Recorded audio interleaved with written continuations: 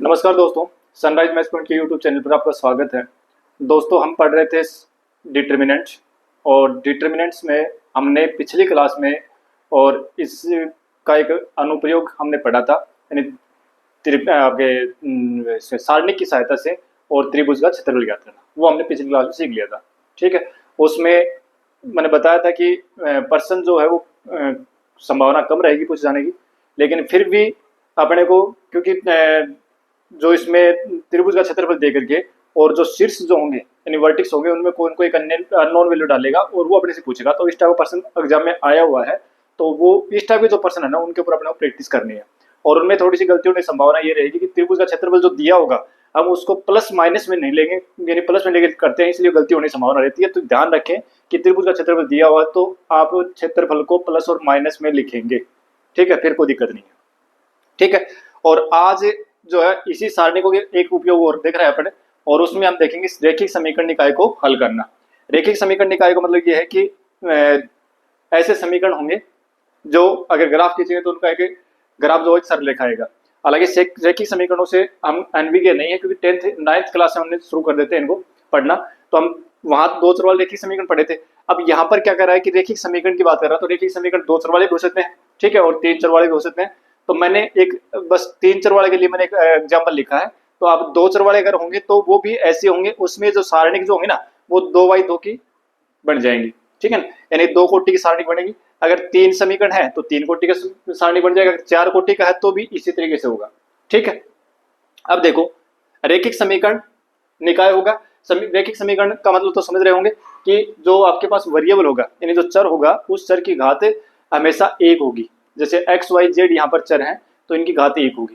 तो अगर हमें इस टाइप का कोई समीकरण होगा और अगर उसका हम ग्राफ खींचेंगे तो हमें एक सीधी सरल रेखा प्राप्त होगी। ठीक है, तो अगर इस टाइप का रेखिक समीकरण निकाय अगर आपको दिया हो तो उसको सोल्व करने के लिए और हमें सारणिकों का प्रयोग करेंगे, और इसी प्रयोग सारणिकों के उपयोग को यानी सारणिकों की सहायता से हम कैसे निकालते हैं वो क्रेमर नियम कहलाता है। यानी क्रेमर नियम, इसी को क्रेमर नियम बोलते हैं, और क्रेमर नियम की सहायता से हम सारणी को इस समीकरण निकाय को हम हल करेंगे। ठीक है, और कुछ ही काम नहीं आएगा इसमें, केवल और केवल सारणी का प्रयोग करेंगे और इस क्वेश्चन को सोल्व करेंगे। ठीक है, तो देखो क्या करना है, इस टाइप का अपने को समीकरण निकाय दिया होगा। ठीक है, और उस समीकरण निकाय में हम क्या करेंगे, एक तो डेल लिखेंगे। डेल का मतलब ये है कि जो एक्स वाई जेड जो वेरिएबल है उनसे एक उनके जो गुणांक होंगे ना उन गुणांकों से हमें एक सारणी बनानी है।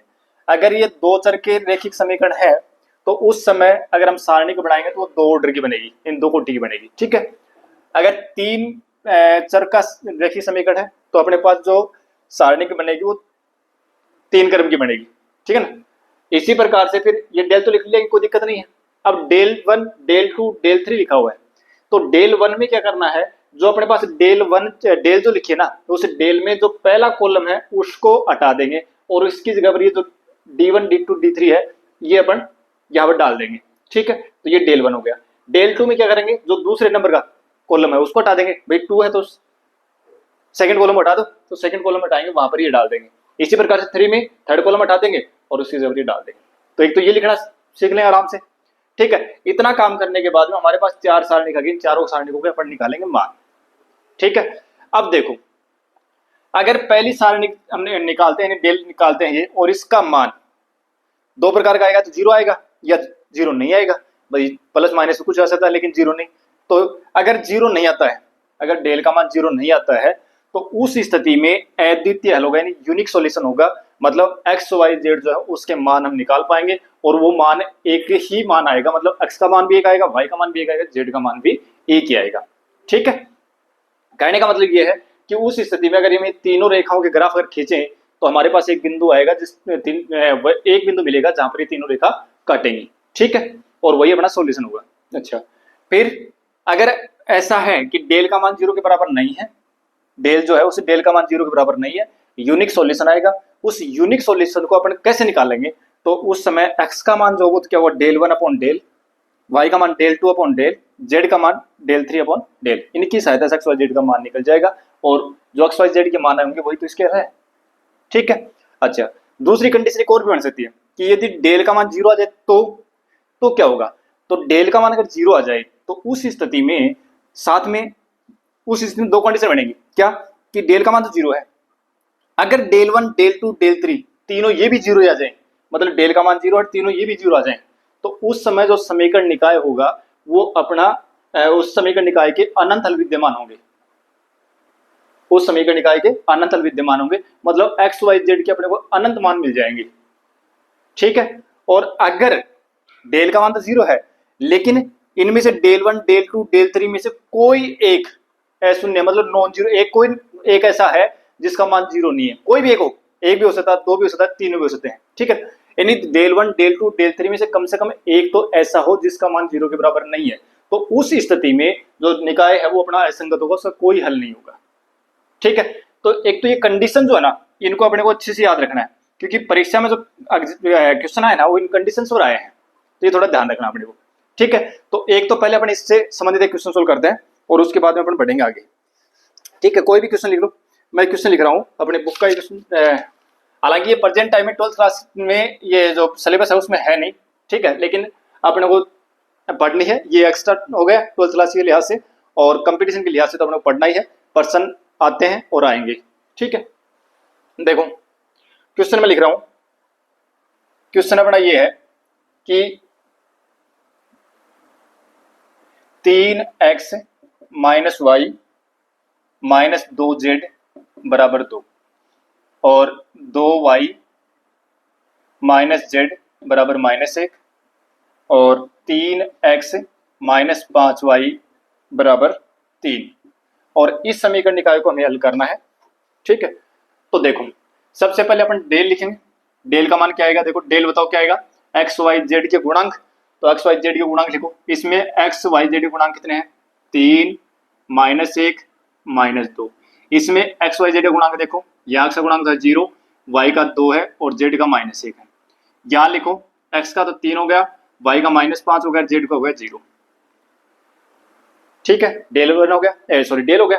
अब डेल 1 लिखूं, डेल 1, अच्छा इसका मान निकाल लेते साथ में, पहले मान साथ साथ मान भी निकालते चलेंगे। ठीक है ना, इनके क्योंकि इनके मान की जरूरत पड़ेगी ना अपने को, तो निकालते हैं मान, निकालो मान, देखो 3 और इस रो को छोड़ो, इस कॉलम को छोड़ो, 0 फिर माइनस माइनस गुणा हो गया प्लस, प्लस का 5 होगा तो माइनस सूत्र जाता ना, तो 0 - 5 मतलब माइनस का 5 आएगा, फिर माइनस और -1 लिखें तो प्लस का 1, इस रो को छोड़ो, इस कॉलम को छोड़ो, 0 -3 तो प्लस का 3 हो जाएगा, और फिर माइनस का 2, इस कॉलम को छोड़ो, इस रो को छोड़ो, 0 -6, 0 -6 मतलब माइनस का 6, इसको सोल्व करेंगे तो ये माइनस के 15 हो गए, ये प्लस के 3 हो गए, ये प्लस के 12 हो गए, ये क्या आ गया 0 आ गया, तो ये तो 0 आ गया।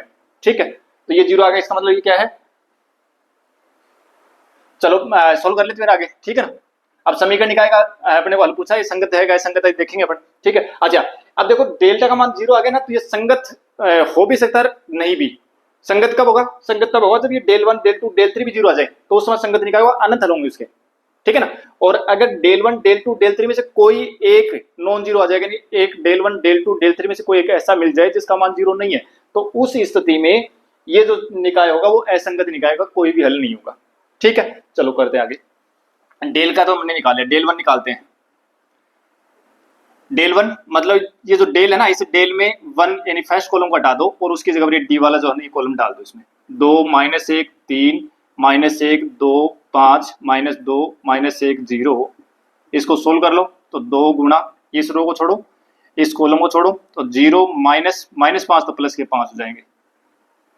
ठीक है, सॉरी -5 है, माइनस था नहीं तो प्लस माइनस के आएंगे। ठीक है, फिर आगे -1 लिखना, तो -1 की जगह -1 माइनस उत्तर से तभी पहला प्लस का फिर माइनस का आता है, और एक -1 यहाँ लिखना तो प्लस का 1 हो जाएगा। इस रो को छोड़ो, इस कॉलम को छोड़ो, 0 और -3 तो प्लस का 3 हो जाएगा, फिर -2 इसको छोड़ो और इस रो को छोड़ो, इस कॉलम को छोड़ो, तो 5 और -6 माइनस के 10 प्लस के 3, और ये कितना आ जाएगा, ये आ जाएंगे 3 5 में से 6 घटाओगे तो बचेगा -1, और -1 गुणा -2 तो प्लस का 2 हो जाएगा। ठीक है, और ये बनेंगे अपने -5, कोई दिक्कत नहीं है। डेल 1 हो गया, डेल 2 निकालो, तो डेल 2 कितना आ जाएगा, डेल 2 का मान देखो कितना आएगा, डेल टू में इस बार क्या कर रहे हैं, जो डेल है ना उस डेल में और जो सेकंड कॉलम है डेल टू निकाल रहा है तो सेकंड कॉलम को हटा दो और उसकी जगह लिख दो। तो 3 0 3 और माइनस सॉरी 2 -1 3 और -2 -1 0 निकालो मान इसका। तो 3 गुणा वही तरीका 0 -3, हाँ ठीक है 0 -3 तो प्लस का 3 हो जाएगा और फिर -2 इसको छोड़ो और इस 0 -3 तो प्लस का 3 हो जाएगा और फिर -2 इसको छोड़िए तो इसको छोड़िए 0 -3 तो प्लस का 3 ही हो जाएगा। ठीक है देखो ये आ रहा क्या, ये आएगा, इसको छोड़ेंगे तो ये ठीक है। हाँ अब देखो ये तो बन गया 3 3 9 -6 बराबर -3 आ गए क्या। ठीक है अब डेल 3 निकालते हैं। अच्छा इसमें सारणिक में देखो मेरे हिसाब से मैंने कैलकुलेशन ठीक किया, फिर भी कोई मिस्टेक हो जाए देख लेना। ठीक है हाँ डेल 3 निकालें तो क्या करें, डेल 3 जो डेल में जो थर्ड कॉलम है ना उसकी जगह पर ये डाल देंगे। तो 3 0 3 -1 2 -5 और 2 -1 और 3 क्या आ जाएगा देखो 3 इस रो को कॉलम को छोड़ो इस रो को छोड़ो 3 दूनी 6 और -5 तो 1 आएगा ये। ठीक है फिर माइनस का 1 लिखेंगे तो प्लस का 1 हो जाएगा। इसको छोड़ो और इसको छोड़ो 0 -3 क्या 0 -3 तो प्लस का 3 हो जाएगा।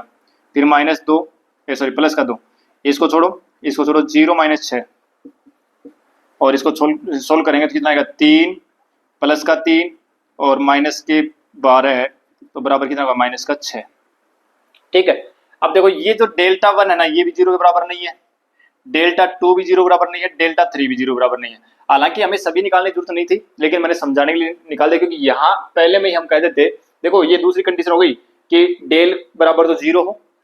ठीक है डेल बराबर तो 0 तो डेल बराबर 0 आ रहा ना, तो अगर डेल 1 डेल 2 डेल 3 में से कोई भी एक अशून्य हो मतलब एक डेल 1 डेल 2 डेल 3 में कोई एक ऐसा आ जाए जिसकी वैल्यू नॉन जीरो, ठीक है तो उस स्थिति में निकाय जो वो असंगत निकाय वो कोई हल नहीं होगा। ठीक है तो देखो यहाँ पर डेल का मान 0 आ रहा है और डेल 1 डेल 2 डेल 3 तीनों ही मतलब नॉन जीरो है।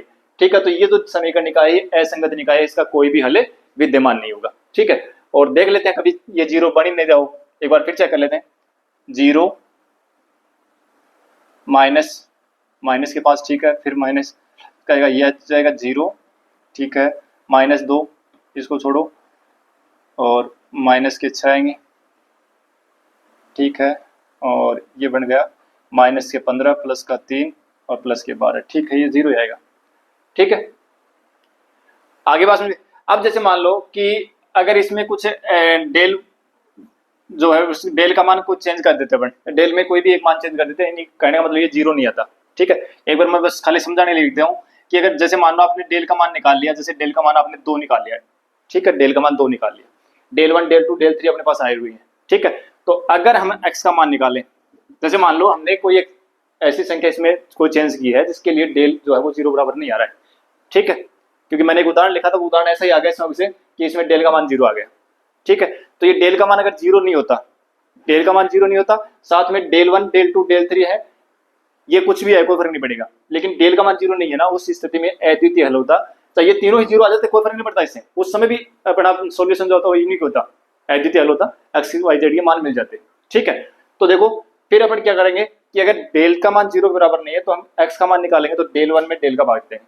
ठीक है तो अगर एक्स का मान निकाले तो डेल 1 में डेल 1 कितना है यानी डेल 1 अपॉन डेल तो माइनस का 5/2 मतलब -5/2 हो गया। ठीक है ऐसे बस ये मानना है मैंने, ठीक है समझाने के लिए बता रहा हूँ, बाकी समझ में आ गया आराम से कोई दिक्कत नहीं है। ठीक है तो इस तरीके से ये अपना क्रेमर नियम है, इस क्रेमर नियम की सहायता से हम और जो ये 2 चर वाले रेखीय समीकरण या 3 चर वाले रेखीय समीकरण 4 चर वाले रेखीय समीकरण हम हल कर सकते हैं सारणी की सहायता से। ठीक है तो ये अपने को याद रखना है। अब देखो एक छोटा सा क्वेश्चन और कर लेते हैं जो इनमें पूछे जाने की संभावना है। अच्छा अब देखो ये जो है ना सीधा एक्स वाई जेड का मान निकालना ना ये पूछने की संभावना बहुत कम है कि 2 चर वाले या 3 चर वाले रेखीय समीकरण देगा और फिर आपसे एक्स वाई जेड के मान पूछे, ये संभावना बिल्कुल नील है। ठीक है प्रश्न पूछेगा इनकी कंडीशन जो है ना इनके ऊपर, तो देखो एक प्रश्न कर रहा हूं पहले फिर अपन आगे और बढ़ेंगे। क्वेश्चन अपना ये है कि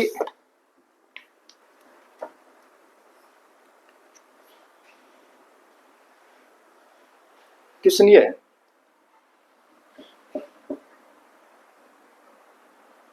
x plus 2y plus 3z बराबर 1, और दूसरा समीकरण दे रखा है 2x प्लस वाई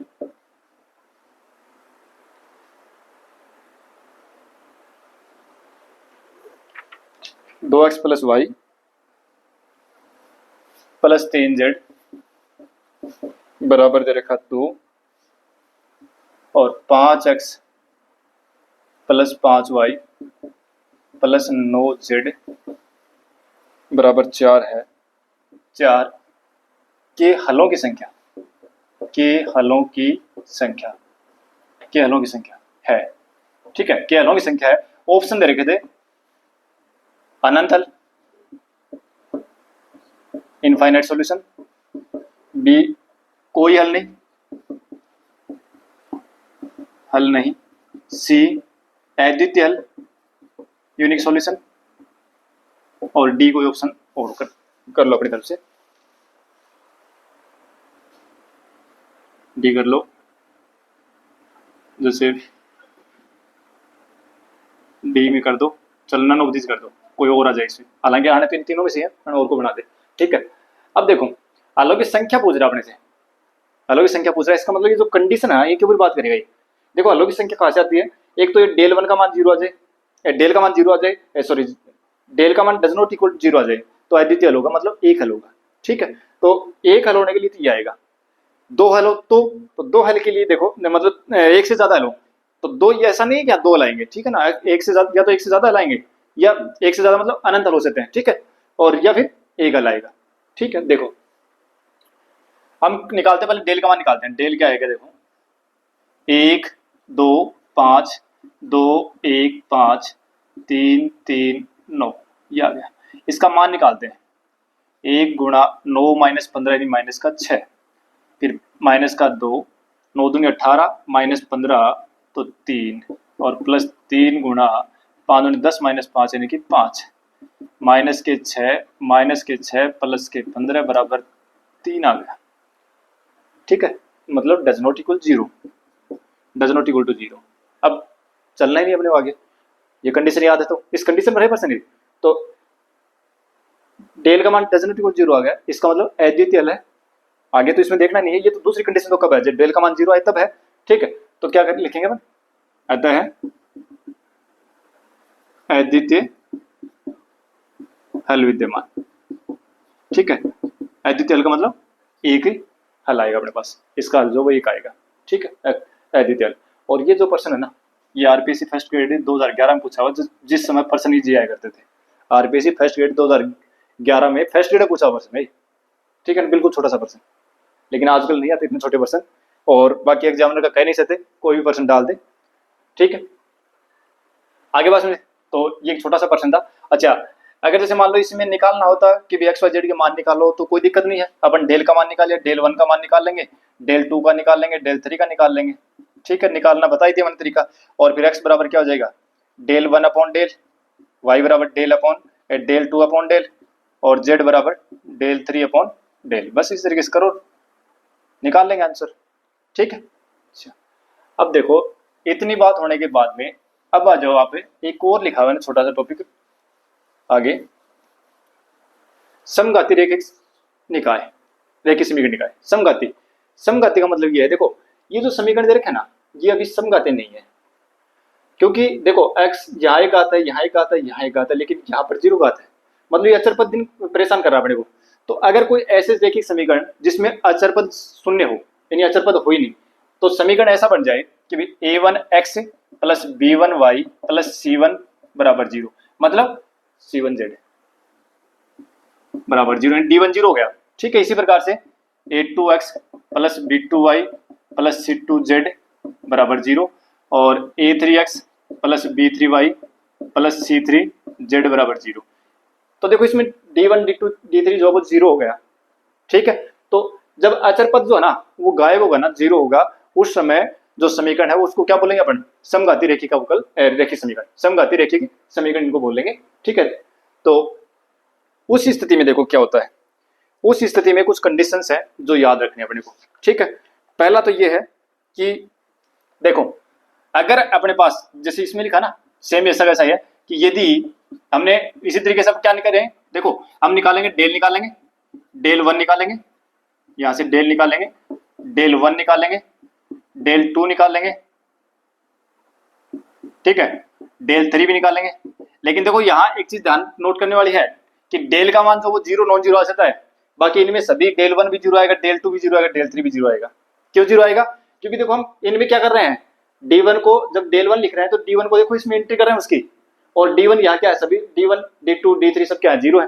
तो किसी भी सारणी में अगर एक कॉलम जीरो हो जाएगा तो सारणी का मान तो जीरो होगा, ठीक है। इसका मतलब ये del one del two del three तो जीरो आनी ही है, ठीक है। अब बात यहाँ, तो इसका मतलब ये हुआ कि यहाँ एक ही कंडीशन बनेगी, एक तो ये बनेगी, सॉरी दो ही कंडीशन बनेगी कि एक तो डेल का मान जीरो आ जाए, एक तो ये हो गया, एक डेल का मान जीरो नहीं आए, ठीक है। तो डेल का मान जीरो नहीं आए तो उस स्थिति में भाई del one del two del three तो जीरो आएंगे ही, निश्चित है, तो ठीक है। तो देखो क्या होगा, तो देखो अगर डेल कंडीशन ए, अगर डेल बराबर, यानी यदि नंबर एक डेल बराबर डज नॉट इक्वल जीरो, कि डेल का मान जीरो के बराबर नहीं है, ठीक है। तो उस स्थिति में क्या होगा, उस स्थिति में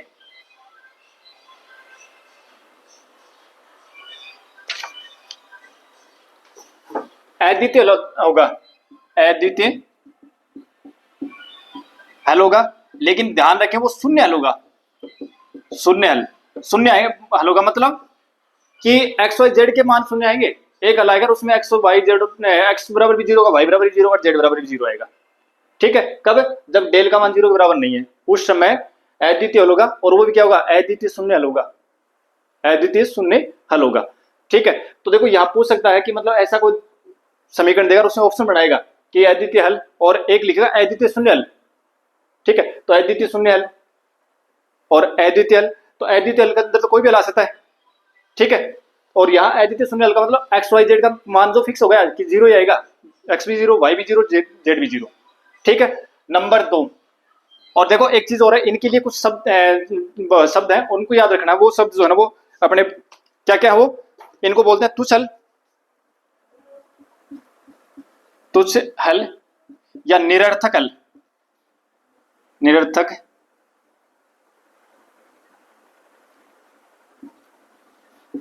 निरर्थक हल, ठीक है, या इनको बोलते हैं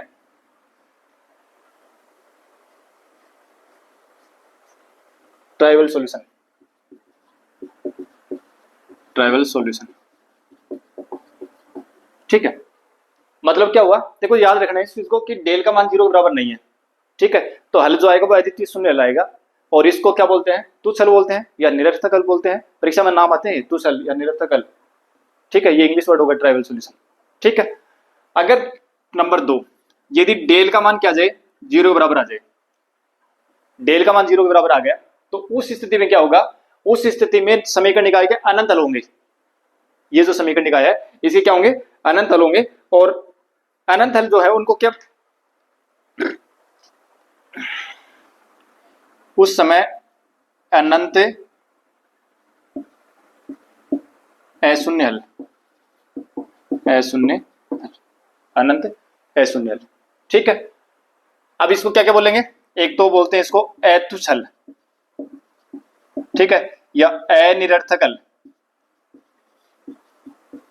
या नॉन ट्राइवल सॉल्यूशन, या नॉन ट्राइवल सॉल्यूशन, ठीक है। ये शब्द जो अपने को याद रखना है।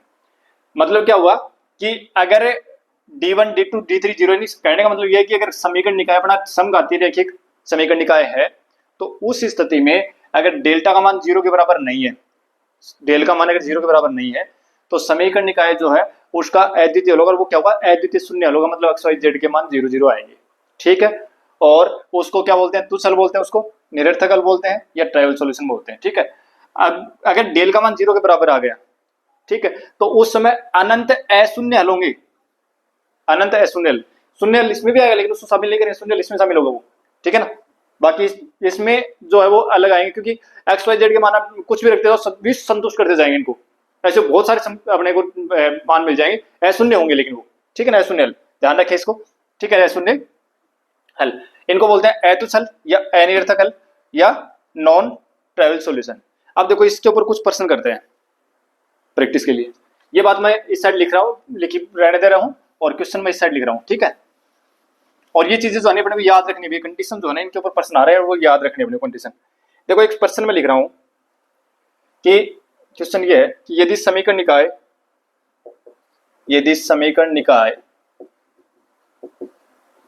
निकाय x plus y plus z बराबर 0 और y प्लस 2z बराबर 0 और एल्फा x प्लस जेड बराबर 0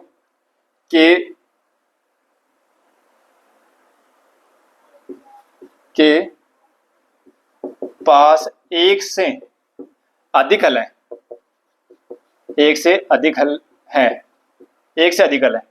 ठीक है, एक से अधिक हल है। तो कह रहा है कि एल्फा का मान बताओ कितना आएगा, एल्फा का मान पूछा कितना आएगा। तो देखो इसमें अचर पद है क्या, किसी में नहीं है ना, इसका मतलब ये समघाती रैखिक समीकरण है, समघाती रैखिक समीकरण निकाय है। तो अब इसको सोल्व करें तो कैसे करेंगे, ठीक है। तो देखो सबसे पहले अपना काम करना है कि डेल का मान निकालो, फिर देखेंगे क्या आएगा।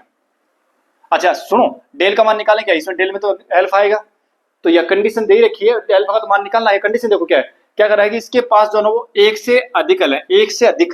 तो देखो इसमें दो प्रकार के हल आ सकते हैं, या तो एक हल आएगा, अद्वितीय हल आएगा, या फिर अनंत हल आएंगे। तो एक से अधिक का मतलब इसके अनंत हल हैं, ठीक है, अनंत हल है, इसका मतलब डेल का मान क्या है, 0 है, ठीक है। तो क्या लिखोगे, क्योंकि अपने पास इस समीकरण निकाय क्या है, अनंत हल है ना, एक से अधिक हल है, समीकरण निकाय के एक से अधिक हल है, एक से अधिक हल है, इसलिए डेल का मान क्या हो जाएगा, 0 हो जाएगा, ठीक है। डेल का मान 0 करके एक्स का मान, आपके पास जो एल्फा उसका मान निकाल लो, एक एक एक, जो डेल है वो क्या है, एक्स वाई जेड के गुणांकों का सारणिक, एक सॉरी ये 0 आ जाएगा, ये 1 आएगा, ये 2, ये एल्फा 0 1 बराबर 0, ठीक है। एक लिखो, इसको छोड़ो इसको छोड़ो, 1 माइनस 0 मतलब 1, फिर माइनस 1, इसको छोड़ दो इसको छोड़ दो, 0 माइनस 2 एल्फा, फिर प्लस का 1, इसको छोड़ दो इसको छोड़ दो, 0 माइनस एल्फा बराबर 0। तो 1 प्लस का 2 एल्फा और माइनस का एल्फा बराबर 0। तो एल्फा प्लस 1 बराबर 0 आ गया, तो यहाँ से एल्फा का मान कितना आ गया, एल्फा बराबर -1 आ गया, एल्फा मान कितना आ गया, -1। देखो कंडीशन बेस्ड प्रश्न है, ऐसे ही प्रश्न जो अब एग्जाम में पूछे गए हैं, ठीक है। एक तो हमने वो देख लिया था जो फर्स्ट शीट में आया था, वो एक इसी साल जो है ना वो संस्कृत जो 2022 के अंदर जो अभी एग्जाम हुई थी ना पीछे, उसमें सेकंड एडिशन संस्कृत विभाग में प्रश्न पूछा है और वो इसी पर आधारित है। देखो प्रश्न क्या है, वो प्रश्न ये है, क्वेश्चन ये था वो कि के का मान जिसके लिए समीकरण निकाय का, जिसके लिए निम्न समीकरण निकाय का अनिरर्थक हल है, ठीक है। समीकरण निकाय क्या दे रखा है, x प्लस के वाई प्लस 3z बराबर 0 और के x plus 2y plus 2z बराबर 0 और 2x plus 3y plus 4z बराबर 0, ठीक है। तो हमें k का मान यहाँ निकालना है कि k के किस मान के लिए निम्न समीकरण निकाय के निरर्थक हल है। ये प्रश्न 2022 में सेकंड ईयर 2022 में पूछा गया संस्कृत विभाग में, ठीक है। देखो क्या आएगा, सबसे पहले अपन क्या करेंगे, देखो निरर्थक अनिरर्थक हल की बात है ना, तो अनिरर्थक हल कब होंगे, जब डेल का मान क्या हो, 0, ठीक है। कि भाई क्योंकि समीकरण निकाय क्या है, नॉन ट्राइवल सॉल्यूशन है, तो नॉन ट्राइवल सॉल्यूशन है, इसका मतलब क्या हो गया कि डेल इज इक्वल टू क्या हो जाएगा, 0 हो जाएगा, ठीक है। रखो 1 के 3 के 2 2 2 3 4 बराबर क्या हो गया, 0 हो गया। इसको छोड़ो, सोल्व करो इसको, 4 दूनी 8 -6, फिर माइनस के, इसको छोड़ दो और इसको छोड़ दो, 4 के -4 फिर प्लस का 3, इस कॉलम को छोड़ो, इस रो को छोड़ो, 3k और -4 बराबर 0। ठीक है, तो ये कितना हो जाएगा 2, और ये हो जाएगा अपना माइनस का 4k² और प्लस का 4k। ठीक है, और ये हो जाएगा अपना 3 तिया 9k और -12 बराबर 0। ठीक है, अब देखो थोड़ा सोल्व कर लो इसको, कितना होता है, तो -4k² और प्लस के 13k और -10 बराबर 0। ठीक है, ये आ गया। इस समीकरण को हम हल करेंगे, द्विघात समीकरण होगा के में, इसको सोल्व करके हम के का मान निकालेंगे। पहले माइनस से गुणा कर लो इसको पूरे को, तो ये 4k² और प्लस का माइनस के 13k और प्लस के 10 बराबर 0। आगे पास में अब इसको सोल्व करें तो 10 × 40 यानी 4k² और 8 × 40 यानी 8k और -4k प्लस 10 बराबर 0। ये सोल्व करना तो आ गया मेरे हिसाब से। 2k इसमें से कॉमन लेंगे तो 2k -4 और माइनस इसमें से 2 कॉमन लेंगे तो 2k -5 है भाई, 5 करना पड़ेगा ना, 8 × 40 का 5 है, तो ये कितना आ जाएगा k -2।